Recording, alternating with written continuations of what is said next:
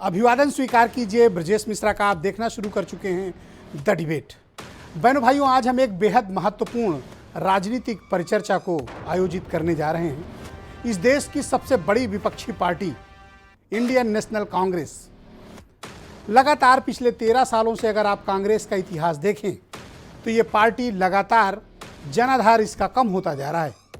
2009 से लेकर 2019 और वर्तमान 2022 तक के चुनावों में अगर आप आकलन करें तो कांग्रेस आंतरिक अंतर्विरोध की भयानक रूप से शिकार है। तो क्या कारण है कि इस देश की सबसे ताकतवर पार्टी और लंबे वक्त तक शासन करने वाली कांग्रेस सिमटती और सिकुड़ती क्यों जा रही है? इतना आंतरिक अंतर्विरोध क्यों है और ये गुटबाजी क्यों चल रही है कांग्रेस के भीतर? और आने वाले वक्त में कांग्रेस की भूमिका, चुनौतियां और जिम्मेदारी एक विपक्ष के रूप में हम क्या देखते हैं, इन सब विषयों पर आज हम चर्चा करेंगे। ये चर्चा इसलिए भी महत्वपूर्ण है क्योंकि उत्तर प्रदेश में इस पार्टी का वोट शेयर महज लगभग 3% तक बचा है। जिस पार्टी ने उत्तर प्रदेश की हुकूमत पर बहुत लंबे समय तक राज किया हो, आज उस पार्टी का इस प्रकार से वोट शेयर का कम होना और सीटों की संख्या घटकर सिर्फ 2 रह जाना, ये अपने आप में बेहद आश्चर्य का विषय है और इस पर व्यापक राजनीतिक पड़ताल होनी चाहिए। बहन भाई, उत्तर प्रदेश के चुनाव ने ये तस्वीर स्पष्ट कर दी है कि इस देश में कांग्रेस की जो नीतियां हैं उसको लेकर जनता के मन में संतोष की भावना उतनी नहीं है जितना एक वक्त में हुआ करती थी। तो ऐसा क्या कारण है कि 2009 से लेकर 2019 और उसके बाद अब 2022 तक इस देश में कांग्रेस का जनाधार कम होता जा रहा है? इसी के मुकाबले अगर आप बीजेपी को देखें तो उनका जनाधार और उनको मिलने वाला वोट बढ़ता जा रहा है। अगर आप लास्ट पार्लियामेंट इलेक्शन का एनालिसिस करें तो ये पाएंगे कि 2019 में बीजेपी को 22 करोड़ वोट मिले तो कांग्रेस को लगभग 12 करोड़। बीजेपी इस बीच पे 2.5 से 3 गुना बढ़ी तो कांग्रेस 1/4 रह गई। और उत्तर प्रदेश के ताज़ा चुनाव जिसमें सिर्फ लगभग 3% वोट मिला और सिर्फ 2 विधायक जीत कर आए, उसने कांग्रेस के समक्ष एक बड़ी अलार्मिंग कंडीशन उत्पन्न कर दी है क्योंकि उत्तर प्रदेश कोई छोटा मोटा राज्य नहीं है, एक बहुत बड़ा राज्य है, 80 सीटों का राज्य है और यहाँ से मिलने वाली ताकत दिल्ली की हुकूमत पर यह तय करती है कि कौन बैठेगा। लिहाजा उत्तर प्रदेश में कांग्रेस का बहुत कमज़ोर हो जाना ये कांग्रेस के लिए आगे आने वाले वक्त में खतरे की घंटी है। लेकिन इस बीच आप और देख रहे होंगे कि कांग्रेस में आंतरिक गुटबाजी और आंतरिक संघर्ष और आंतरिक अंतर्विरोध चरम पर है। G23 नाम का एक प्रेशर ग्रुप कांग्रेस के भीतर है जो लगातार कांग्रेस लीडरशिप पर दबाव बनाए हुए है। और आश्चर्य की बात है कि कांग्रेस लीडरशिप एक नहीं बल्कि इस प्रेशर ग्रुप से के दबाव में 4 बार उनसे मुलाकात भी कर चुकी है। तो क्या कांग्रेस का हाई कमांड वाकई में किसी संकट से गुजर रहा है या उसके नेतृत्व को चुनौती है? वरना क्या कारण है कि बहुत कम जनाधार वाले 23 नेताओं के एक गुट ने कांग्रेस आला कमान की नाक में दम कर रखा है और ऊपर से लगातार घटता वोट शेयर, घटती सीटें, खराब परफॉर्मेंस, पंजाब जैसे मजबूत और ताकतवर राज्य का हाथ से निकल जाना, उत्तर प्रदेश में कमजोर प्रदर्शन, उम्मीदों के विपरीत उत्तराखंड में ढेर हो जाना। कांग्रेस को अपने भीतर एक आंतरिक आकलन करने की, आत्मावलोकन करने की बेहद गंभीर आवश्यकता है कि ऐसा हो क्यों रहा है। पार्टी के महत्वपूर्ण नेता छोड़कर क्यों जा रहे हैं? क्या सत्ता लोलुपसा है, सत्ता पाने की भूख है, या फिर विचारधारा से डिगने की कोशिश, या फिर विचारधारा छोड़कर सिर्फ एक विचारधारा है सत्ता? तो कांग्रेस ओल्ड गार्ड्स और यंग के बीच फंसी हुई है। कांग्रेस को यह तय कर पाना कठिन हो रहा है। वो एक ब्यूरोक्रेटिक सेटअप की पार्टी होती जा रही है जिसे यह तय करना मुश्किल हो रहा है कि उसे ओल्ड गार्ड्स के साथ चलना है या फिर एक नई कांग्रेस बननी है जिसको राहुल गांधी और प्रियंका गांधी जैसे लीडर्स को पूरी ताकत मिले और वो चलाएं। क्योंकि देश का सबसे बड़ा विपक्ष अब सिर्फ 2 राज्यों तक सिमट चुका है जहां उनकी फुल फ्लेज गवर्नमेंट है और 2 राज्यों में उनके सहयोग से सरकार चल रही है। शायद कांग्रेस के जन्म काल से लेकर अब तक ये उसके सबसे पुअर परफॉर्मेंस के दौर से गुजर रही है। तो क्या कांग्रेस ने इस पर कोई चिंतन किया? क्या गंभीरता से कांग्रेस ने इस पर कोई विचार किया या नहीं किया? वैसे हारी हुई पार्टी को और हारते हुए नेता को हर कोई सलाह देता है और हर कोई काबिल बनने की कोशिश भी करता है और ये बताता है कि आपने क्या गलती की।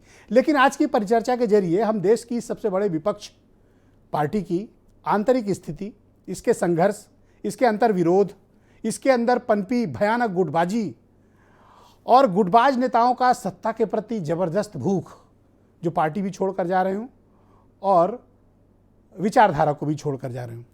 वैसे एक बार तकरीबन 1 दशक पहले कांग्रेस के एक बड़े नेता ने मुझे एक इंटरव्यू में कहा था कि कांग्रेस को विपक्ष की ज़रूरत नहीं है, कांग्रेस के भीतर एक विपक्ष खुद हमेशा तैयार रहता है, यही कांग्रेस की कमजोरी है और यही इस पार्टी की ताकत। तो आज हम कांग्रेस की इस स्थिति पर, जो वर्तमान हालात में है, इस पर चिंतन करेंगे और मेरे साथ बहुत खास मेहमानों को आज मैंने आमंत्रित किया है ताकि हम इसका समझ सकें कि दरअसल मामला क्या है। सुप्रिया श्रीनेत जी मेरे साथ मौजूद हैं, बहुत जानी मानी पत्रकार रही हैं और कांग्रेस की स्पोक्स पर्सन हैं। मनीष शुक्ला जी हैं, उत्तर प्रदेश में भारतीय जनता पार्टी के लीडर हैं, प्रवक्ता हैं। हेमंत तिवारी और रामेश्वर पांडे उत्तर प्रदेश के 2 बेहतरीन पत्रकार, और राखी बिरलान जी जुड़ेंगी, आम आदमी पार्टी से हैं, मेरे साथ दिल्ली से जुड़ेंगी। बहुत शुक्रिया आप सबका, बहुत बहुत धन्यवाद। तो रामेश्वर पांडे जी, मैं शुरुआत आपसे करूंगा, सुप्रिया जी अभी थोड़ी देर में जुड़ने वाली हैं। तो पांडे जी, आप मुझे बताइए कि हम लोगों को कितनी चिंता करनी चाहिए एक विपक्ष के रूप में देश की सबसे ताकतवर पार्टी के लगातार हो रहे राजनीतिक पतन के बारे में।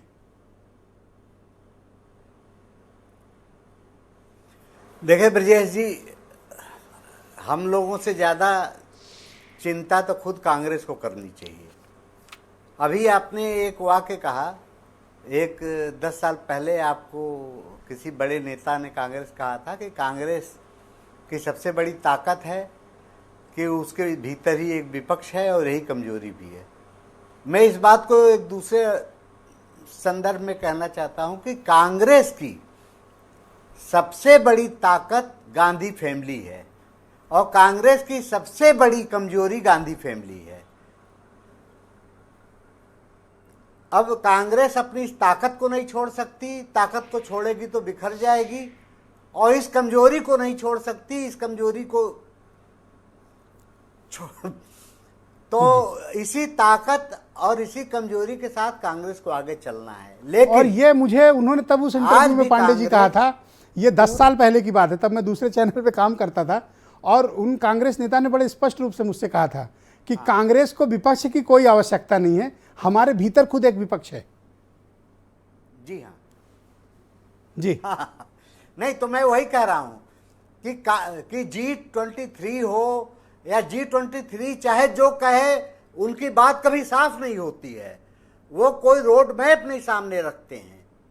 तो मैंने कहा ना कि कांग्रेस की सबसे बड़ी ताकत है गांधी फैमिली आज भी, और ये कमजोरी भी है। दिक्कत ये है, कांग्रेस आज भी पूरे देश में भारतीय जनता पार्टी के जितने विधायक हैं जी, उसके बाद अगर दूसरे नंबर पर विधायक है तो कांग्रेस है। तो आज भी राष्ट्रीय पार्टी कांग्रेस है और बड़ी ताकतवर पार्टी है। भले उसकी वो सिकुड़ रही है, वोट शेयर घट रहे हैं। पांडे जी, मैं स्वयं कह रहा हूं कि 12 करोड़ वोट मिले हैं कांग्रेस को। कांग्रेस के लिए कांग्रेस निश्चित रूप से विपक्ष का राष्ट्रीय विकल्प है, लेकिन ये कांग्रेस का सिमटना, सिकुड़ना और ये एक प्रेशर ग्रुप जो क्रिएट हो गया और आला कमान इसके दबाव में क्यों है? रहा है। जी हाँ, देखिए, आला कमान दबाव में नहीं है। मैं इस मामले में यही कहूंगा कि प्रेशर, आला कमान बात तो करेगा ना, लेकिन मुझे लगता है कि कांग्रेस के शीर्ष नेतृत्व में कहीं न कहीं, अब ये आला कमान ही समझे, शीर्ष नेतृत्व समझे, लेकिन मुझे लगता है कि सहिष्णुता की कहीं कमी जरूर है। पर आप मुझे एक बात बताओ, आलोचना उत्तर प्रदेश को अगर हम संदर्भ लें, जैसे हमने कल बीएसपी के बारे में बात की, फिर समाजवादी पार्टी के बारे में बात की, आज कांग्रेस के बारे में हम लोग बात कर रहे हैं। मुझे आप बताओ कि कांग्रेस उत्तर प्रदेश में जब से पॉलिटिक्स में है, अपने सर्वाधिक निम्नतम स्तर पर है, 3% का वोट शेयर सिर्फ बचा है। ये कोई मामूली बात नहीं है। नहीं, ये बहुत चिंता की बात है। लेकिन मैं आपको बतलाऊं ब्रजेश जी, और मैंने ऑनलाइन कहा है कि पिछले 6 महीने में, 1 साल में बाय डिफॉल्ट अखिलेश को बड़ी ताकत मिल गई, वो मुख्य विपक्ष में है, लेकिन 6 महीने 8 महीने में लड़ते हुए तो प्रियंका ही दिखी। अब कांग्रेस को देखना है कि आप इस तरह की लड़ाई से संगठन को मजबूत करेंगी या कांग्रेस के उस पुराने कल्चर में जाएंगी जहां कांग्रेस सेवा दल, जहां जी। कार्यकर्ताओं की ट्रेनिंग होती थी, जहां कांग्रेस को लड़ने की एक शैली थी, वो सब अगर छूट गई है, ऊपर से आकर आप लड़ाई करेंगी, तो मैं कहता हूं विपक्ष के तौर पर प्रियंका दिखी।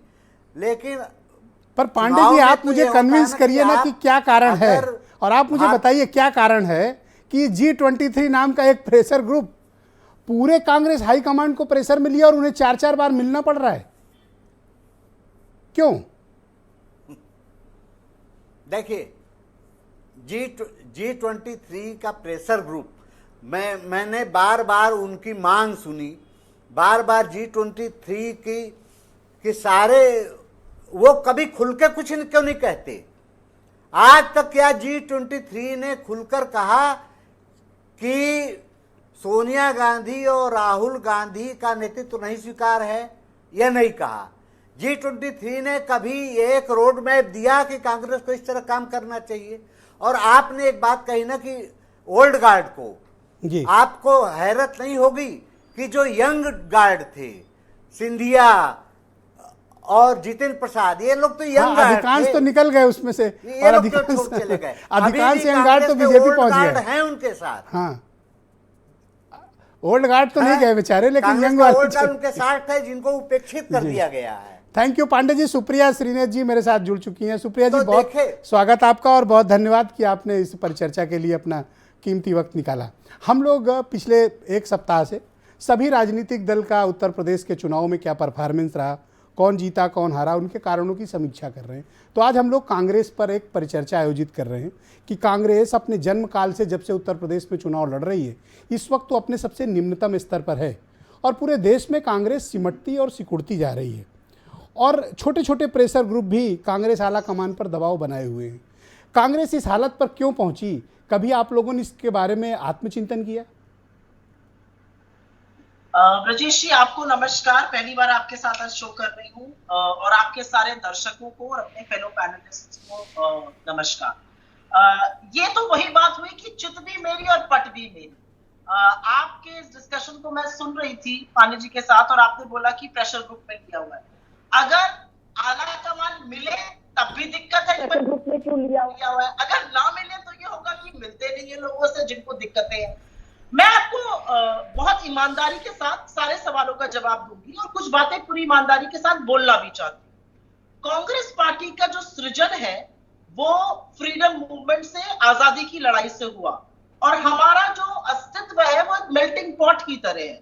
हमारा अस्तित्व कटक से लेकर कच्छ तक है, कश्मीर से लेकर कन्याकुमारी तक है और इसीलिए मैं ये कहती हूं कि हम एक मेल्टिंग पॉट हैं जी। हम और आइडियोलॉजीज का भी मेल्टिंग पॉट है, लोगों का भी मेल्टिंग पॉट है। मुझे ऐसा लगता है कि हमारे पार्टी में बहुत डेमोक्रेसी है और जो लोग बाहर जाके कुछ कहते हैं या शीर्ष नेतृत्व के ऊपर भी सवाल उठाते हैं, ये डेमोक्रेसी का शायद लक्षण है। क्या ये टू मच डेमोक्रेसी नहीं है?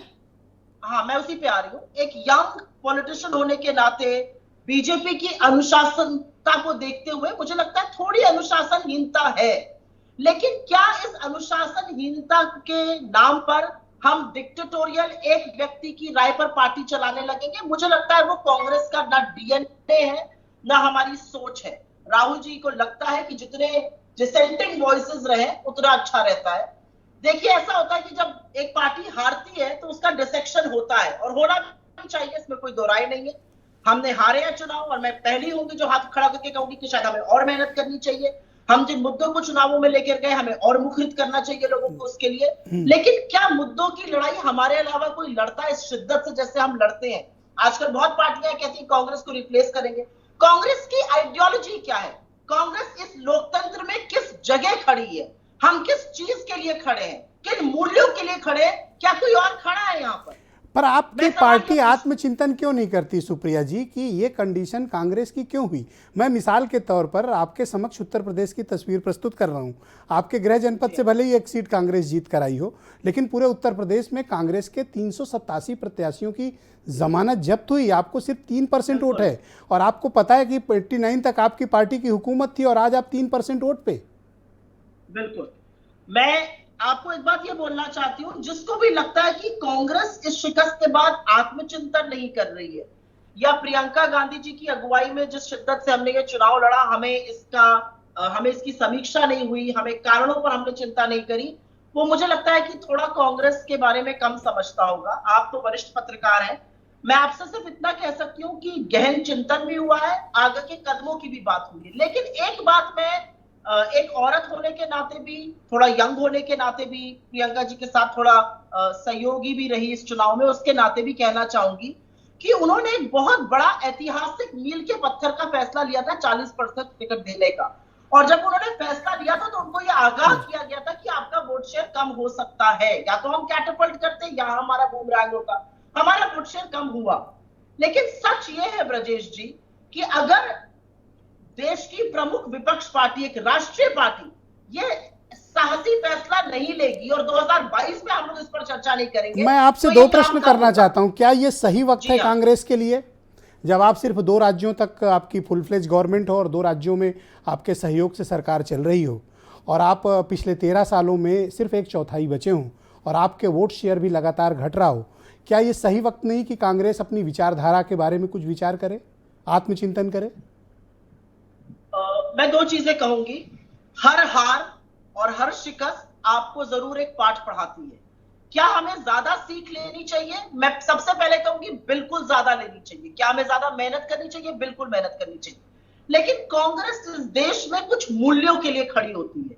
हम वो लोग नहीं हैं कि अगर अत्याचार होगा तो हम मुंह मोड़ लेंगे। हम वो लोग नहीं हैं कि जहां पर संविधान की धज्जियां उड़ेंगी हम वहां पर सुविधाजनक होकर चुप हो जाएंगे। अगर लोगों को लगता है कि ये करके राजनीतिक बढ़त हासिल हो सकती है तो शायद कांग्रेस आपको डिसअपॉइंट करेगी। लेकिन चाहे वो संविधान हो, चाहे वो हर कम्युनिटी की बात हो, चाहे वो धर्मनिरपेक्ष, मैं आपके समक्ष 2 उदाहरण प्रस्तुत कर रहा हूं। वो उदाहरण आप उत्तर प्रदेश भी मान सकती हैं और वो उदाहरण आप पंजाब भी मान सकती हैं। कांग्रेस के भीतर ये संदेश है, मीडिया के भीतर और पॉलिटिकल सर्किल में, कि कांग्रेस इस तरह की गुटबाजी को खुद बढ़ावा देती है। उदाहरण के तौर पर पंजाब है।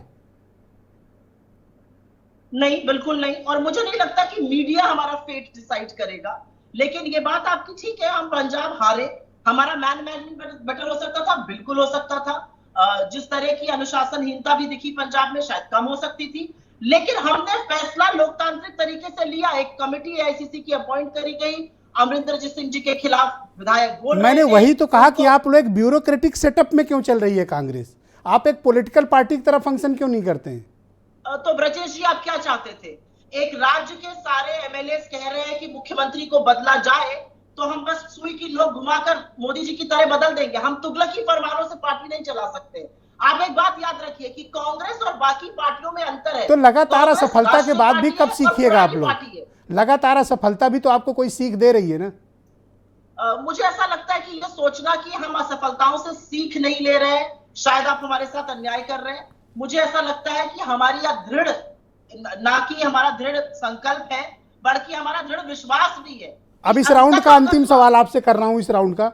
अब जिस तरह का 3% का वोट शेयर आपका यूपी में आया है, ये 3% वोट के साथ आप उत्तर प्रदेश में जब चुनाव होगा पार्लियामेंट का, आप 3% वोट शेयर के साथ जाएंगी, तो आपका क्या अंजाम होगा?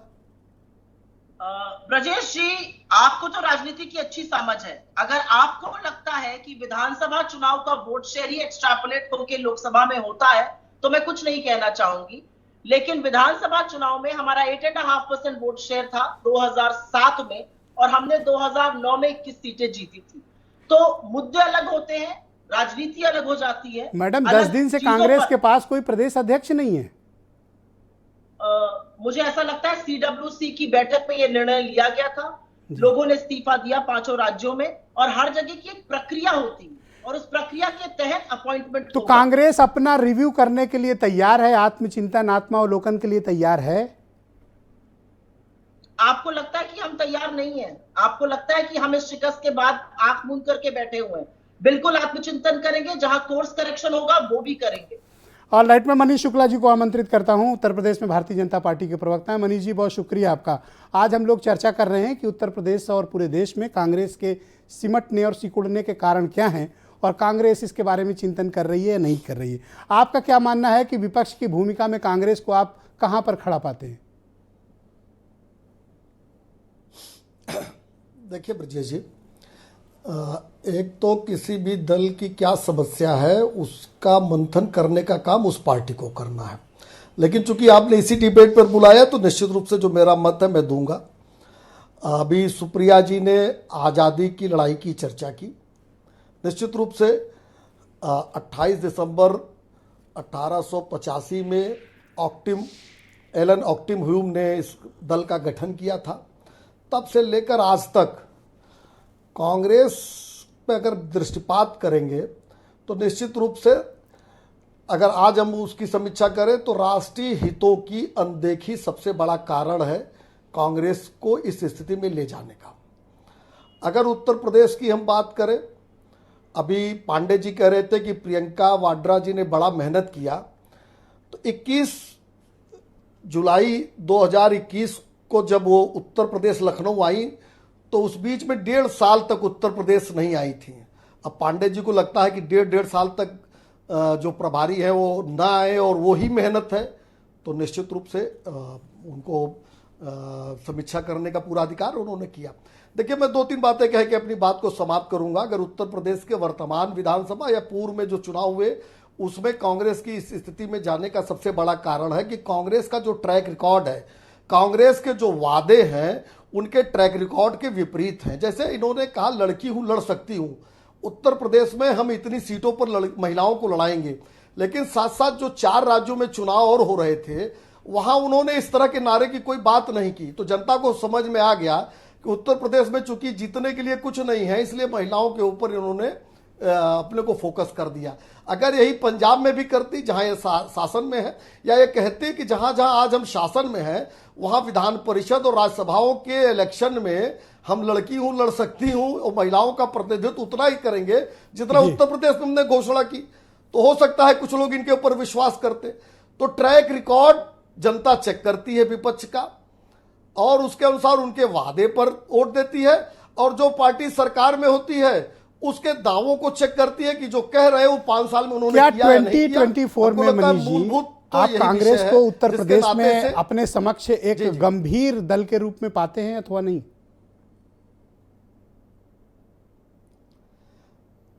देखिए, लोकतंत्र में जनता तय करती है कि कौन गंभीर सत्ता दल है, कौन गंभीर विपक्ष है, उस अनुसार वोट देती है।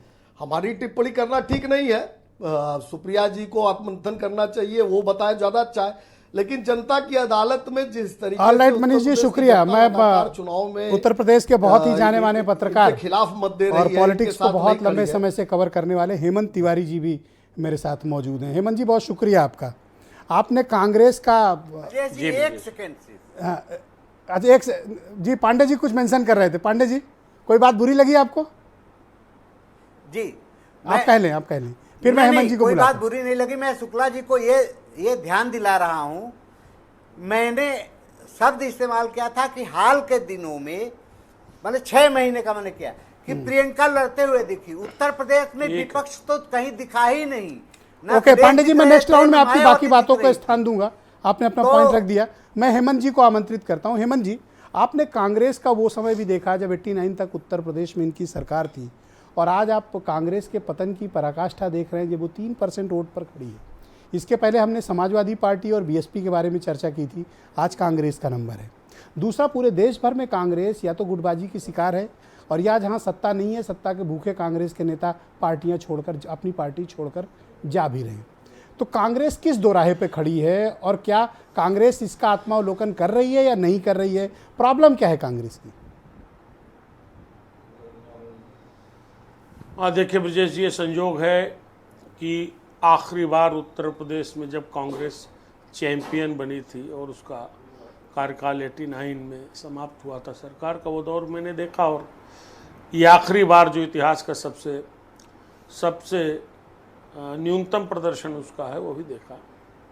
बहुत साल तक कांग्रेस की बीट देखता रहा हूँ बड़े प्रमुख ब्रांड्स में, तो कांग्रेस से थोड़ा लगाव और सहानुभूति हो जाती। सहानुभूति शब्द का मतलब समझिएगा जी, उत्तर प्रदेश में लाखों लोग हैं जिनके मन में कांग्रेस के प्रति सहानुभूति आती है। अच्छा, आप कांग्रेस के प्रति सहानुभूति रखते हैं, ये मुझे पहली बार ही पता चला। निश्चित रूप से। और आज आपको बता दूं कि मेरे घर में 4 वोट है, 4 में 2 कांग्रेस को मिले थे, और 2 मैंने भाजपा वोट नहीं को पूछा, लेते। हेमंत जी, वोट गोपनीय इससे होता है, बड़ा प्लीज खुलासा क्या कर सकता? नहीं, अच्छा सुनिए, गो अहेड। दरअसल इस बात यह है ब्रजेश जी कि जब आप मल्टी ऑर्गन फेल्योर की स्थिति में आ जाएं और वेंटिलेटर की कदाचित आवश्यकता आपको हो, तब आपको ये होम्योपैथी चिकित्सा का सहारा नहीं लेना चाहिए। एकदम विरोधाभासी उपाय है इलाज का, जो मैं समझता हूँ। एक लाइन में समझिएगा, क्योंकि इसलिए कहा कांग्रेस बीट बहुत साल देखी है, बड़े बड़े नेताओं से कई बार चर्चा हुई है, इस विषय पे भी चर्चा हुई कि बाकी लोग जो आप करते हैं आप क्यों नहीं करते हैं, बाकी लोग जो कर रहे हैं आप नहीं कर रहे हैं, इससे आप पिछड़ रहे हैं, तो इसको कैसे आप क्यों नहीं रोकते, इसमें क्या बुराई है। दरअसल ये जो सुप्रिया जी कह रही थी और कांग्रेस के बड़े लीडरान जो कहते हैं, कांग्रेस ने राजनीति की नैतिकता और शुचिता पर मुझे लग रहा है ज़्यादा फोकस किया, बजाय वक्त के साथ अपने आप को समझने और ढालने के। 89-90 के बाद से कौन सा दौर आया आपने देखा होगा, ये वही दौर था मंडल कमंडल की राजनीति के बाद, जब उत्तर प्रदेश में जाति और धर्म राजनीति की, खासतौर से चुनावी राजनीति की सबसे बड़ी सच्चाई बनी। यह स्थापित सत्य है, सबने देखा है, लगातार देखा, अब तक देख रहे हैं। लेकिन कांग्रेस ने शायद, हो सकता है उसके आदर्श बने रहे हों, भले कितना सिकुड़ जाए, अपने आप को उस रंग में, उस अंदाज में, उस माहौल में, उस फार्मूले में ढालने की कोशिश नहीं की। आज जो 3% वोट मिला है मुसलमानों का, 3%, मात्र 3%। आप मुसलमान शब्द का इस्तेमाल क्यों कर रहे हैं? यस करता हूं क्योंकि इस आधार पर सर्वे होता है, इस आधार पर जांच होती है। ओके। हाँ, जो CSDS का सर्वे आया उसमें मुस्लिम शब्द लिखा है, जिसमें 3% कांग्रेस को बताया गया है। तो साफ जो 97% मिलता था, 3% क्यों हो गया, सोचना पड़ेगा ना। और मैं कहता हूं, पांडे जी कुछ इस बात पर आपत्ति थी, उम्भा, तिकुनिया, हाथरस, उन्नाव प्रवासी मजदूर, उत्तर प्रदेश में अपोजिशन का जो खाली ओपन, वाइड ओपन स्पेस था, उसको तो प्रियंका गांधी ने भरा। कम से कम एक्टिव दिखी हर जगह लेकिन नहीं। हेमंत जी, ये कहीं से वोट में रिफ्लेक्ट नहीं हुआ। बरसों- हम प्रियंका गांधी के इंडिविजुअल परफॉर्मेंस की बात ही नहीं कर रहे हैं, यहाँ तो चर्चा बात कांग्रेस की है। मैंने तो स्वयं ये बात मुझे कही कि उसी पे आ अपोजिशन रहा की हूं। Second biggest crowd puller leader रही है प्रियंका गांधी। हम यहाँ कांग्रेस के मैं परफॉर्मेंस दो की बातें चर्चा कर रहे हैं। मैं दो सुप्रिया बड़ी जी, बातें 1 मिनट इसी से रुकिएगा, मैं related आऊंगा आपके बता पास। रहा हूं हेमंत जी अपनी बात रख लें। जी हेमंत जी कंटिन्यू। मैं 2 बातें बता रहा हूं साहब। जब आदमी दलित, मुस्लिम और ब्राह्मण, ये कहा नहीं जाता था, लेकिन 3 बड़े मेजर वोट बैंक्स थे जो मुसलसल आज़ादी के बाद से और सन 85 तक, 89 तक कांग्रेस के साथ जुड़े रहे। उसके बाद दूसरे दलों ने, क्षेत्रीय छत्रपों ने जातियां ढूंढी, आप अपने जो सुविचारित आदर्श थे उस हिसाब की पॉलिटिक्स करते रहे। आपकी जो तो आप मुझे बताओ ना हेमंत जी, वो क्या लगातार कारण आप है यहाँ बढ़ती गई। और वो कौन सा दबाव है और वो कौन सी ऐसी पॉलिसी है कि 23 नेता मिलकर दिल्ली में रोज बैठ के आला कमान पे दबाव बनाते हैं और आप उन नेताओं से 4-4 बार मिल भी रहे हैं, कोई समाधान भी नहीं निकल रहा। सुप्रिया जी भले कमेंट करें कि चित भी मेरी पट भी मेरी, बट फैक्ट तो है ना। या तो आप उन पर एक्शन लीजिए या उनकी बात सुनिए। अरे साहब, मैं यही तो कह रहा हूं, आप भाजपा से क्यों नहीं सीखते हैं? दूसरों से कुछ सीखना भी चाहिए। 2014 के पहले उत्तर प्रदेश बीजेपी से सीखने से मना कर रही है ना। 8 गुट होते थे। मैं सुनिए, मैं कह रहा हूं ना, 8 गुट होते थे। कल्याण का गुट, कलराज का गुट, राजनाथ का गुट, केसरीनाथ का गुट, ओम प्रकाश का गुट, विनय कटियार का गुट होता था। लेकिन जब से नए तासीर वाली भाजपा आई, ये अमित शाह जब यहाँ से प्रभारी महासचिव बन गए, उसके बाद एक गुट का नाम बता दीजिए। मुझे लगता है कि जो सर्जरी गुटबाजी को खत्म करने में कांग्रेस भाजपा ने की, उसी की जरूरत कांग्रेस को थोड़ा। तो आप ये कहना चाहते हो कि लेकिन कांग्रेस गुटबाजों को प्रोत्साहित करती है? अरे साहब, जब आप मल्टी ऑर्गन फेल्योर की ओर बढ़ रहे हो तो आपको मेजर सर्जरी की जरूरत होती है। ऑलराइट हेमंत जी, सुप्रिया जी कुछ मेंशन करना चाहती है, मैं सुप्रिया जी की कुछ बातों को सम्मिलित कर। यस सुप्रिया जी, गो अहेड, आप कुछ कहना चाह रही। मैं सिर्फ ये कहना चाह रही हूँ कि ये कहना कि हम भाजपा का अनुसरण करने लगे, मुझे लगता है थोड़ा बेईमानी है। क्योंकि हिंदुस्तान की राजनीति में पॉलिटिकल स्पेक्ट्रम के 2 एंड्स अगर हैं, तो उसमें से एक छोर भाजपा है और दूसरा छोर कांग्रेस है। क्योंकि भारतीय जनता पार्टी आज जीत रही है और ये कह देना कि हमको उनके जैसा बन जाना चाहिए, मुझे लगता है वो कभी नहीं बन सकते। हमारी पार्टी कभी भी तुगलकी फरमान से नहीं चल सकती है। हमारी पार्टी कभी भी सीबीआई इनकम टैक्स को अपने लोगों के खिलाफ नहीं यूज कर सकती है। हमारी पार्टी कभी भी एक को बिठाना दूसरे को उठाने का काम नहीं कर सकती है। मुझे ऐसा लगता है कि हाँ, अनुशासन ज्यादा जरूरी है क्योंकि उसका फायदा विपक्ष उठाता है, लेकिन आज हमारी पार्टी में यह जगह है कि लोग इस तरह की बातें कर सकते हैं और यही कांग्रेस का डीएनए है। हाँ, हम हार रहे हैं तो मुझे हमें लगता है कि सब लोग सीख पढ़ाएंगे और पढ़ानी भी चाहिए क्योंकि कांग्रेस इस देश के लोकतंत्र के लिए जरूरी है। लेकिन यह सोच लेना कि हम भाजपा का अनुसरण करके भाजपा जैसे बन जाए, मुझे लगता है बेमानी। पर एक सकारात्मक विपक्ष की, एक ताकतवर विपक्ष की भूमिका तो आपको निभानी है ना, उसके लिए तो विचार करेंगी। ये जिद करके बैठ जाना कि हम दूसरों से नहीं सीखेंगे, नहीं, मैं आपकी बात से सहमत हूं। मुझे लगता है सकारात्मक और एक ताकतवर विपक्ष की भूमिका जितना कांग्रेस पार्टी निभाती है उतना दूसरा कोई और नहीं निभाता है। मैडम आप 13 सालों में चौथाई बची हैं और वो 2.5 गुना बढ़े हैं।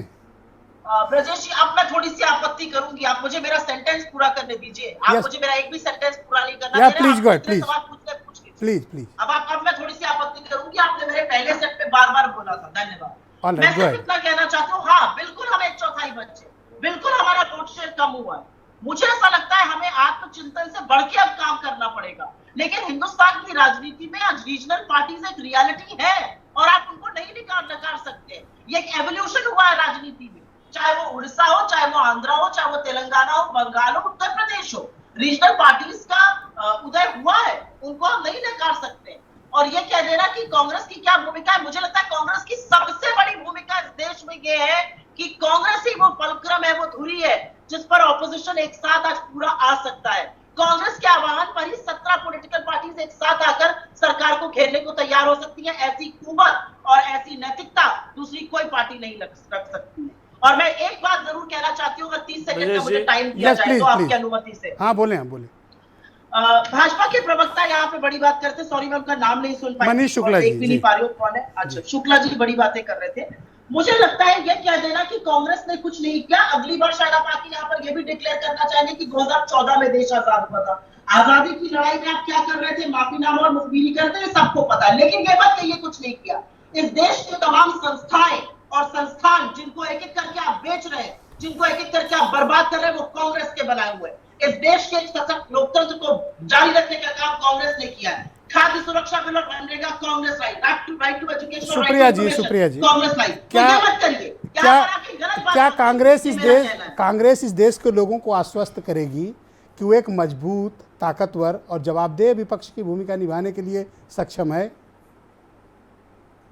बिल्कुल करेगी, बिल्कुल करेगी। और हमारे 753 से ज्यादा विधायक पूरे देश में जो सेकंड नंबर पे है भाजपा की बात, उसका प्रमाण है। जरूर हमारी जो आपने कहा सरकार 2 ही जगह है, हम साझे की सरकार अन्य 2 जगह और चला रहे हैं, लेकिन अगर हमारा सशक्त विपक्ष ना होता तो इस तरह के नंबर्स ना होते। कांग्रेस को दरकिनार कर दे। और मैं एक चीज और कहना चाहती हूँ, अगर आपकी परमिशन से मुझे 10 सेकंड का समय मिले। मुझे लगता है आज वो भी वक्त आ गया हिंदुस्तान की राजनीति में जब बाकी विपक्षी पार्टीज को एक बात सोचनी पड़ेगी और उसका आकलन करना पड़ेगा कि क्या आप अपनी राजनीतिक महत्वाकांक्षा के लिए कांग्रेस का नुकसान करके भारतीय जनता पार्टी को फायदा पहुंचाएंगे। ये आप किसके लिए कह रही हैं?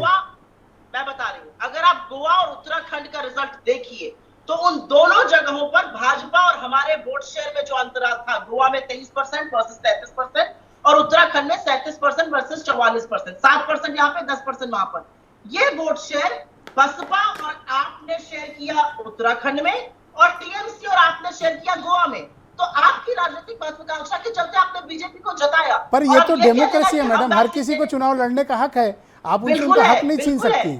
ना मैं बिल्कुल नहीं कह रही, मैं तो कह रही हूँ जितना मौलिक अधिकार वोट देने का होता है उससे ज्यादा मौलिक अधिकार चुनाव लड़ने का होता है, मैं तो ये कह रही हूँ। लेकिन क्योंकि हमें स्ट्रेटेजिकली बीजेपी को हराना है तो विपक्ष को भी ये सोचना पड़ेगा कि कैसे लामबंद हुआ। ऑलराइट, मैं मनीष शुक्ला जी को आमंत्रित करता हूं, इनके कुछ ऑब्जेक्शंस हैं, मैं उनको स्थान देता हूं। Yes Manish ji, go ahead, आपको कुछ पॉइंट रखना चाह रहे हैं? मेरे ऑब्जेक्शन नहीं है, चूंकि तमाम बार कांग्रेस के प्रवक्ता ने लोकतंत्र की दुहाई दी। अगर कांग्रेस के अंदर लोकतांत्रिक व्यवस्था है तो हिंदुस्तान का कोई दल ऐसा नहीं है जो जिसके अंदर लोकतांत्रिक व्यवस्था ना हो। एक बेटा एक माई, एक बेटी एक घर जमाई, यही है पूरी कांग्रेस आई। बेटा कांग्रेस राष्ट्रीय अध्यक्ष हटेगा तो माँ बन जाएंगी, माँ हटेगा तो बेटा बन जाएगी, फिर बेटा हटेगा तो माँ बन जाएंगी। यही उनका आंतरिक लोकतंत्र है। अभी बता रही थी कि तुगलकी फरमान से मुख्यमंत्री या हटाए जाने वाले लोग, ज़्यादा दूर नहीं जाएंगे। 84 से 89 की चर्चा हेमंत जी ने भी की, रामेश्वर पांडे जी ने भी की। उस 84 से 89 के बीच में जो मुख्यमंत्री हटाए गए, कैसे हटाए गए, कैसे बढ़ाए गए कांग्रेस में, सुप्रिया जी अगर जानती हो तो उनको पता ही होगा क्या लोकतंत्र है इनके अंदर। और आज़ादी की लड़ाई, आज़ादी के बाद जो राष्ट्रीय हितों की अनदेखी है, उसको आप मानिए न मानिए, आपने अनदेखी की है। आपके लिए फैमिली फर्स्ट रही है और नेशन सेकेंडरी रहा है, उसका आज जवाब जनता दे रही है। आप कह रही हैं कि हम उत्तराखंड और गोवा की मीमांसा कर रही हैं। जिस पार्टी से आप कांग्रेस पंजाब हार गई पूरा, उसकी मीमांसा नहीं कर रही हैं। वही दल जिसकी मीमांसा उत्तराखंड और गोवा में आपने किया, उसी दल ने आपका सुपड़ा साफ कर दिया पंजाब में। बंगाल में आपने सौंप दिया। अरे तो आपका भी तो यही हस्त्र किया आम आदमी पार्टी ने पंजाब में। आम आदमी पार्टी को अपने बारे में भी तो सोचिए। बिल्कुल, आपको भी तो नुकसान किया। हमारा शेयर ही क्या था, हमारी स्थिति क्या थी पंजाब में? ये तो सरकार में थी ना। हम तो 4 जगह सरकार में थे, हम चारों जगह वापस आए। जब ये हारेंगे हम तो पंजाब किसी और में की गलती है। हमारी जब ये स्थिति क्या थी, जीतेंगे तो आपको श्रेय पता है, इनका है। हमने तो कभी ना हमारे राष्ट्रीय अध्यक्ष से दिक्कत लेके की हम बात ये है। ओके, मैंने क्यू ऐप पर एक प्रश्न पूछा आज के इस मसले को लेकर। बनाने जा रहे हैं। ओके मनीष जी, मैंने एक प्रश्न दर्शकों के समक्ष प्रस्तुत किया हम लोगों ने कि 2022 में ये विधानसभा के चुनाव में कांग्रेस की हार का कारण क्या है और क्या 2024 में कांग्रेस कोई करिश्मा कर पाएगी। तो राजेश कुमार लिखते हैं कि कांग्रेस की नीतियों के कारण जनता का विश्वास कांग्रेस से खत्म होता जा रहा है। तो अंशुल कुमार लिखते हैं कि कांग्रेस से कमाल की नहीं, अस्तित्व बचाने की उम्मीद धूमिल होती दिखाई दे रही है। तो छवि लिखती है कि कांग्रेस में व्यापक बदलाव की आवश्यकता है और 2024 में क्षेत्रीय दल बहुत प्रभावी भूमिका का निर्वहन करेंगे। राखी बिरला जी जुड़ चुकी हैं मेरे साथ, आम आदमी पार्टी की सीनियर एमएलए हैं और लीडर भी हैं। राखी जी, आपके आने से पहले सुप्रिया श्रीनेत जी कह रही थी कि उत्तराखंड हो या गोवा हो, देश में कई ऐसे उदाहरण उन्होंने प्रस्तुत किए जहां आम आदमी पार्टी, बीएसपी या अन्य रीजनल पार्टीज़ ने मिलकर या चुनाव लड़कर या वोट पाकर ये स्थिति पहुंचाई कि भारतीय जनता पार्टी को सत्ता मिली और कांग्रेस कुछ अंतर से सत्ता पाने से विफल रही। आरोप ये लगा रहे हैं कि आप लोगों के कारण भारतीय जनता पार्टी कई जगहों पर सरकार बनाने में सफल रही। जी देखिए, ये कांग्रेस और भाजपा वालों का काम है लगातार आम आदमी पार्टी पर आरोप लगाना, क्योंकि काम ये आम आदमी पार्टी के मुकाबले कर नहीं सकते हैं। इस वक्त आम आदमी पार्टी ने देश के अंदर तमाम राजनीतिक पार्टियों के अंदर शिक्षा के मुद्दे पर चर्चा करने के लिए, बिजली पर बात करने के लिए, पानी पर बात करने के लिए, स्वास्थ्य सेवाओं पर बात करने के लिए मजबूरी में उनको ला दिया है। मजबूरन इनको देश के विकास की बात करनी पड़ रही है, युवाओं के रोजगार की बात करनी पड़ रही है, जो है समाज में और देश में शिक्षा व्यवस्था बेहतर से बेहतर कैसे हो, स्वास्थ्य सेवाएं बेहतर से बेहतर कैसे हो, इसको राखी जी, सुप्रिया जी का जो आरोप है वो ये है कि अगर आप लोग चुनाव नहीं लड़ते तो ये जो वोट आपको मिला ये कांग्रेस को जाता और वो बीजेपी को हरा देते। ये उनके कहने का मंतव्य था।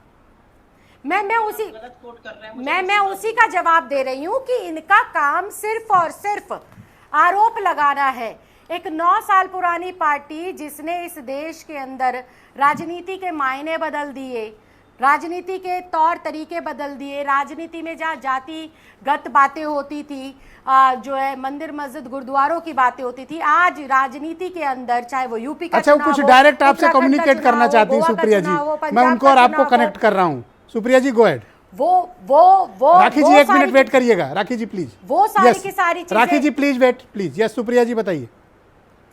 नहीं, मैं पूरे सर्वसम्मान से सिर्फ एक ही चीज कहना चाहती हूँ इस शो पर, और क्योंकि तमाम आपके प्रवक्ता आके बात करते हैं शिक्षा पर, स्वास्थ्य पर, मुझे लगता है कोई मतभेद हो ही नहीं सकते। बिल्कुल सही काम है, आप मोहल्ला क्लिनिक भी चलाइए, आप शिक्षा की बात भी करिए, पर आज आप लोगों को बताइए कि आपकी विचारधारा क्या है, आपकी आइडियोलॉजी क्या है। आप कांग्रेस की जगह लेना चाहते हैं, आप इस देश को समझाइए कि आपकी आइडियोलॉजी क्या है। क्यों जब दिल्ली में दंगे हुए तो आपके मुख्यमंत्री अरविंद केजरीवाल जी एक भी जगह नहीं गए, जब सीएनआरसी में बच्चे गिरफ्तार हो रहे थे वो एक जगह नहीं थे।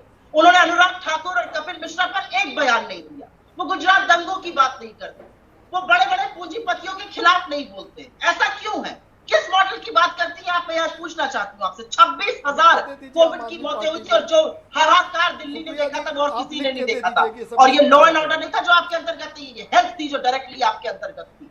तो ठीक है, आप जीते हैं, उसकी आपको बधाई हो। मैं कामना करती हूँ कि आप लॉ एंड ऑर्डर एक सेंसिटिव स्टेट ऑफ पंजाब में अच्छे से चलाइए। लेकिन मैं ये जरूर आप जानना चाहती हूँ कि आपकी आइडियोलॉजी क्या है, आप पॉलिटिकल स्पेक्ट्रम में कहां खड़ी हो। क्यों ना ये कहा जाए कि आप बीजेपी की बी टीम है और आप एक बहुत कंफर्टेबल पोजीशन में आरएसएस से हाँ, ये it's a very serious charge, बहुत गंभीर बात कह दी राखी जी। ये तो कह रहे कि बीजेपी की बी टीम है। देखिए ब्रजेश जी, मैं लगातार कह रही हूँ भाजपा और कांग्रेस वाले, किनको किसी को हराने की जरूरत नहीं है। ये लोग अपने कर्मों से हार रहे हैं। ये जहां पर भी जाते हैं परिवारवाद की राजनीति करते हैं। देश को इस वक्त काम की राजनीति और काम करने वाले लोगों की जरूरत है, जो इस वक्त शिक्षा पर बात करे, स्वास्थ्य पर बात करे, रोजगार पर बात करे।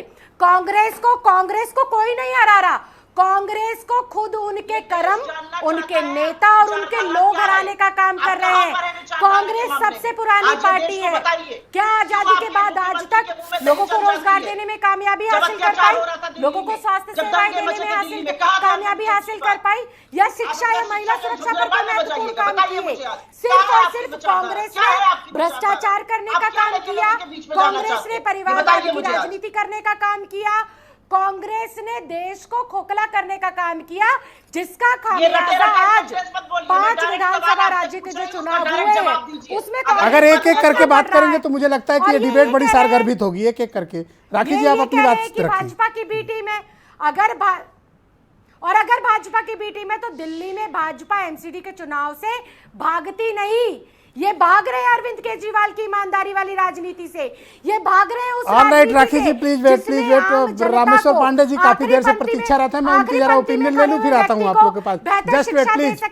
थैंक यू राखी जी, शुक्रिया आपका, बिजली दे सके, शुक्रिया, धन्यवाद धन्यवाद, लोग लगातार धन्यवाद, धन्यवाद, बहुत शुक्रिया, धन्यवाद। प्लीज वेट, प्लीज राजनीति की बदलाव मैडम, प्लीज वेट। बढ़ चुका है, मैंने लिख लिया, ओके नोटेड, राज्यों में भी। थैंक यू, बहुत जल्दी धन्यवाद भाई रामेश्वर पांडे जी, धन्यवाद। रामेश्वर पांडे जी, आप मुझे बताइए, अब 2024 में अगर मैं उत्तर प्रदेश को आपके समक्ष उदाहरण के रूप में एक राज्य के रूप में प्रस्तुत करूं, तो आप उत्तर प्रदेश में 2024 में कांग्रेस को कहां पे पाते हैं, विचारधारा के दृष्टिकोण से, संगठन के दृष्टिकोण से और परफॉर्मेंस के दृष्टिकोण से?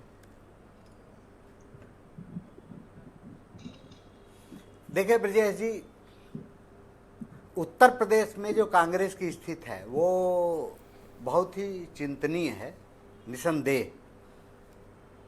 मैं शुक्ला जी की बात, शायद मेरी बात हो गई, लेकिन क्लैरिफिकेशन मैं ये कह दूं कि उनके लिए चिंता की बात है कि मायावती अपने महल से निकली नहीं और अखिलेश चुनाव के 6 महीने पहले तक टेनिस खेलते रहे, कहीं दिखाई नहीं पड़े, और उस स्थिति में प्रियंका हर मुद्दे पर हर जगह पहुंचती रही। इस बात को समझिए, और तब उनके लिए चिंता की बात है कि जो आदमी अपोजिशन की भूमिका निभाने को तैयार नहीं था मानसिक तौर पर, वो आपके लिए कितनी बड़ी चुनौती साबित हुए। जहां तक कांग्रेस की बात है, मैं ऐसी भी एक सलाह दे सकता हूं कि छापामार शैली की चाहे जितने आप संघर्ष कर लें, अगर आपका सांगठनिक ढांचा ठीक नहीं है, मेरा ख्याल है कि हाल के दिनों में जितना ज्यादा गिरफ्तारी लल्लू ने दिया होगा, पिछले 5-7 सालों में किसी राजनीतिक शख्सियत ने नहीं दिया होगा। लेकिन खाली गिरफ्तारी देने और आप छापामार शैली में आंदोलन कर दें, चले जाएं। पांडे जी, हम लोग लौट कर पॉइंट पे आते हैं। सुप्रिया जी ने एक बात कही और उस चर्चा को आगे बढ़ाना भी चाहिए। इनका ये मत है कि जो विधानसभा में वोटिंग पैटर्न होता है वो लोकसभा में वोटिंग पैटर्न नहीं होगा और 2024 में उनकी पार्टी ठीक परफॉर्म करेगी। क्या आप सहमत हैं इस बात से?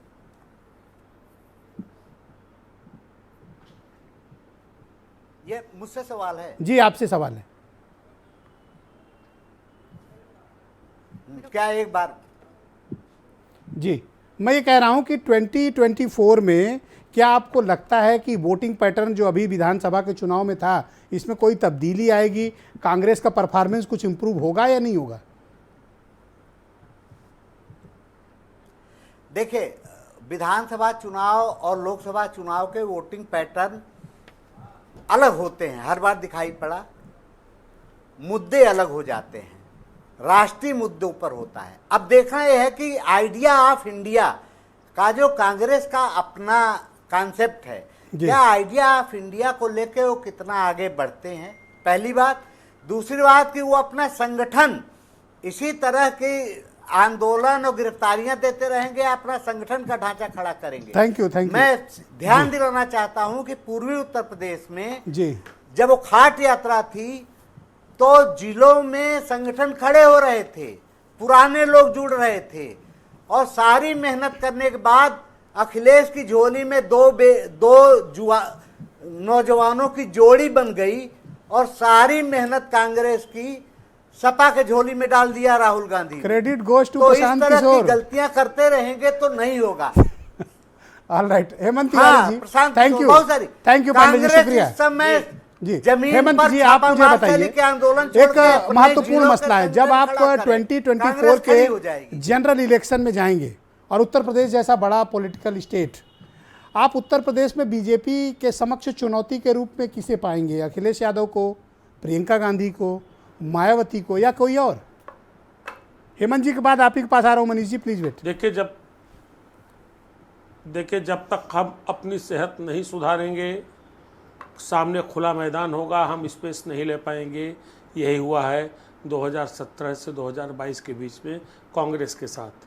अखिलेश यादव कहीं नहीं निकले, कुंजी से इम्तहान दे करके टॉप करने की उनकी एक स्टाइल थी, मतलब गेस्ट पेपर से पढ़ के वो टॉप नहीं कर पाए, फ्लॉप हो गए। कांग्रेस को स्पेस नहीं मिली। मैं एक बात कहता हूँ, बहुत सिंपल सी बात है, अगर कांग्रेस खाली अपने इतिहास से आत्ममुग्ध हो करके आगे बढ़ेगी तो कांग्रेस की दशा यही रहेगी।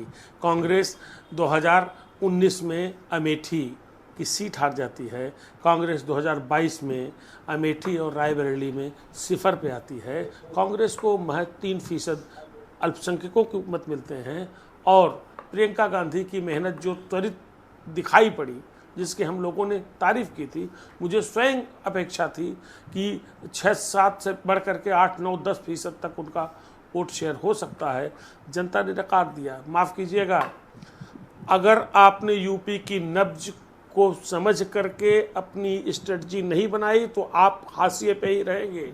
और दूसरी बात साहब, गांधी की जाति बताने में या स्वयं प्रतियोगिता को बढ़ई बताने में आप थोड़ा विलंबित हो जाते हैं। ये काम तो 89-90 से उत्तर प्रदेश में चल रहा है, ये थोड़ा पहले करना चाहिए था। ये जनेऊ की बात थोड़ा विलंबित हो जाती है, मंदिर आप लेट जाते हैं साहब। ये उत्तर प्रदेश है, जाति धर्म। अरे मैं तो उससे आगे बढ़ के कह रहा हूँ कि चूंकि पैनल में आज सुप्रिया जी मौजूद हैं, ये बड़ी मैं तो कहता हूँ कि इन्हीं को प्रदेश अध्यक्ष बना दिया जाए। देखिए, प्रदेश अध्यक्ष महिला बने तो निश्चित रूप से अच्छी बात होगी। भाई आप वुमेन ओरिएंटेड पॉलिटिक्स कर रहे हैं, इन्हीं को बना दें। पद क्यों रिक्त रखे हुए हैं? नहीं, महिलाओं का आकर्षण इस बार बना था, मैं बता रहा हूं आपको। नहीं ब्रजेश जी, महिलाओं का आकर्षण था कांग्रेस के लिए, लेकिन कांग्रेस मुझे लगता है उसको ट्रांसलेट नहीं कर पाई। कारण कि आपका हर जिले में ऑर्गेनाइजेशन ही नहीं है। अच्छा, पांडे जी का वोट भी सुप्रिया जी को गया, वो भी कह रहे हैं हाँ बना दो। ये पांडे जी गलत फहमी कि हम ही लोग अपॉइंट कर रहे हैं। पांडे जी का वोट भी सुप्रिया जी बने, आराधना जी बने, कोई एक सेकंड प्लीज रुकिएगा जी। हेमंत जी कंटिन्यू, अच्छा मैसेज जाएगा। ऑलराइट, मनीष जी आप कुछ कह रहे थे? खाली कह रहा हूं जी। हेमंत जी थोड़ा एक आखिरी बात मैं 1 मिनट बस खाली। असल में कम से कम प्रियंका गांधी ने अपनी पिच पे खेलने के लिए भाजपा जैसे बड़े दिग्गज को भी मजबूर कर दिया महिलाओं को लेकर के। तो मुझे लगता है कि उनको इस लाइन पे जाना चाहिए। और प्रदेश अध्यक्ष फिलहाल किसी महिला को, आराधना हो, सुप्रिया हो या कोई जी हो, उनको बनाना चाहिए। इसको ये अपीलिंग होगा 2024 के लिए। Alright, yes Manish Shukla ji, go ahead, आप कुछ कह रहे थे? विजय जी, मैं उस समय जब मैंने हाथ उठाया था तो आम आदमी पार्टी, कांग्रेस और बीजेपी का जो परस्पर संबंध है उस पर टिप्पणी सुन रहा था। आम आदमी पार्टी की पहली सरकार किसके सहयोग से बनी थी? कांग्रेस के सहयोग से बनी थी। कांग्रेस के ही वोट बैंक पे आम आदमी पार्टी आगे बढ़ रही है, चाहे पंजाब हो, चाहे दिल्ली हो, चाहे बंगाल, चाहे दिल्ली हो। तो सरकार सुप्रिया श्रीनेत बनाएंगी आम आदमी पार्टी के साथ और बी टीम हमारी हो जाएगी आम आदमी पार्टी।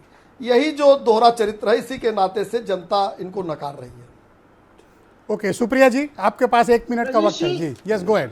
मैं ये जरूर कहना चाहती हूँ कि हमारी राजनीति में बहुत बड़ी भूल थी आम आदमी पार्टी को समर्थन देने की, पर वो शायद इसलिए किया गया था क्योंकि हम भाजपा को दूर रखना चाहते थे सत्ता से। लेकिन लेसन लर्न, वो आरएसएस से उतनी ज्यादा पोषित है जितनी भाजपा। मेरा अपना मानना ये है कि कांग्रेस अपनी भूलों से, खासतौर से उत्तर प्रदेश में प्रियंका जी के नेतृत्व में जरूर सबक लेगी और आगे जाकर हम और संबल होंगे। संगठन और संघर्ष दोनों राजनीति जो प्रियंका जी ने करी है, वो आगे इसका परिणाम आपको लोकसभा में जरूर दिखेगा। ये मैं आपको दावे के साथ कह सकता हूं। क्या कारण है कि ये 23 गुटबाज नेता कहीं लंच पे, कहीं डिनर पे, कहीं ब्रेकफास्ट में मिलते हैं और आला कमान इनकी न तो बात का सुन पा रहा है ठीक से और न इनको पार्टी से निकाल बाहर कर पा रहा है? कोई दबाव है? मुझे लगता है कि लोकतंत्र के चौथा स्तंभ होने के नाते आप इसकी सराहना करेंगे कि हमने न लोगों को मार्गदर्शक मंडल में डाला है, न पार्टी से निष्कासित किया है, बल्कि एक प्लेटफॉर्म दिया जहां पर वो जो कहना चाहे कहे और उसके बाद भी परिवार का हिस्सा बने रहे। ये एक मेल्टिंग पॉट है, आपको समझना पड़ेगा। हम नहीं, बिल्कुल मेल्टिंग पॉइंट है। मैंने देखा कि पद्म विभूषण मिलने के बाद आप लोगों ने बधाइयों की बौछार भी की। पर मैं ये भी कहना चाहती हूँ जूनियर होने के नाते कि मुझे लगता है पार्टी में थोड़ा अनुशासन होना जरूरी है, खासतौर से इस समय जब विपक्षी हमारी आपसी मतभेद का, मनभेद नहीं है, मतभेद का फायदा उठा सकते हैं। उम्मीद करता हूं कि आज की परिचर्चा का कुछ लाभ कांग्रेस को जरूर मिलेगा, जो सुझाव हमारे पैनल के जरिए आपको प्राप्त हुए। बहुत शुक्रिया और धन्यवाद आप सभी का इस महत्वपूर्ण परिचर्चा का हिस्सा बनने के लिए। और बहनों भाइयों, आप सबका भी बहुत बहुत धन्यवाद इस राजनीतिक परिचर्चा का हिस्सा बनने के लिए। बहुत शुक्रिया, नमस्कार।